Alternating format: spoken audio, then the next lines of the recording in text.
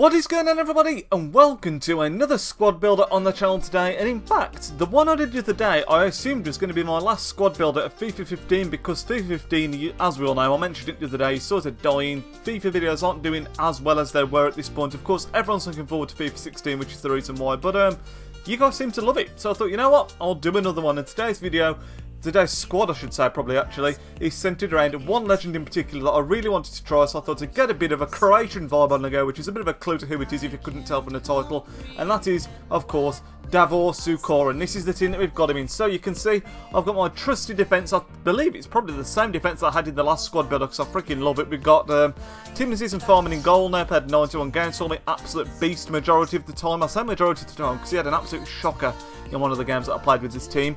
Marcelo in at left back, he's now gone over the 300 games, probably the only player I've ever had in FIFA history to do that. 301 games he's now played for me. Really, really good left back. I mean, the fact that I played 300 odd games with him is enough for, you know, to say how good he is, really. Right back we have again got Silva Dikma, another absolute beastie wing back. This one is Silva again, really quick, decent defending and physical, 6'2", what more could you want? Then at the centre backs we've got that partnership again of regular Sergio Ramos and inform Boateng. Both again absolute tanks. Boateng is just an absolute monster, probably the best centre back on the game. CDMs this time we've got a bit of difference from the last team that I did. We've got Enzo Perez on the left hand side of CDM. One of my favourite CDMs on the game. He's got medium-high work rates, which is perfect, and he's also got an 80 on pace, which is fantastic. Really, really solid player. Again, played 79 games with him, using fairly frequently. Really, really enjoyable player, and he actually scored a freaking belter in this team as well. On the right-hand side, we managed to snipe ourselves an in-form team of the tournament, Javier Mascherano. Really, really rare card. Played 10 games with him, of course got 1 assist, but he was really, really solid. He was, of course, got the medium-high work rates, usually a centre-back. 70 pace isn't the best, but it's better than Khedira and Busquets, who are the other high-rated ones in the league. And he's also got 88 defending, which is awesome, and 84 physical. Pro tip, if you want him, as I record this, he's become a little bit more readily available. I don't know what's caused this. He's been extinct as like the dinosaurs for ages, but all of a sudden there's a few popping up on the market, so if you do want one, now is the time to go and get him. They then get into the attack of the team, and this is where the Croatian vibe kicks in. We'll start on the right hand side. We've got Luka Modric as the right hand side cam. Used him a fair few times, 16 games, 2 goals and 1 assist. He's pretty solid. He scored a really nice goal in his team as well, where he ran the length of the pitch before doing a bit of techers and then finishing nicely. On the left hand side we've got transferred Kovacic, I think is how you pronounce it. I really enjoyed this card. Not a card that I'd used before at all, not the Inter Milan version on the game at all. Never used him. He's got 4-star, but he's got 4-star skill moves, 83 pass, 86 dribbling, which is really nice. At Cam, his passing is 83 as well, which is really nice. Shooting lets him down with 64, and that's reflected with the fact that he's got no goals whatsoever. But as a dribbler, he was really, really nice. Cam, the last one, we've got man of the match Rakitic, who cost me a hell of a lot of coins, 290k. And the reason I wanted to try him is because I absolutely love Toni Kroos's Team of the Season and Team of the Year card. And somebody said to me, well, not somebody said to me, but I've heard that this card is basically like Toni Kroos, but with more pace. But I'm going to have to say I completely disagree. 10 goals, 4 goals and 1 assist isn't too bad.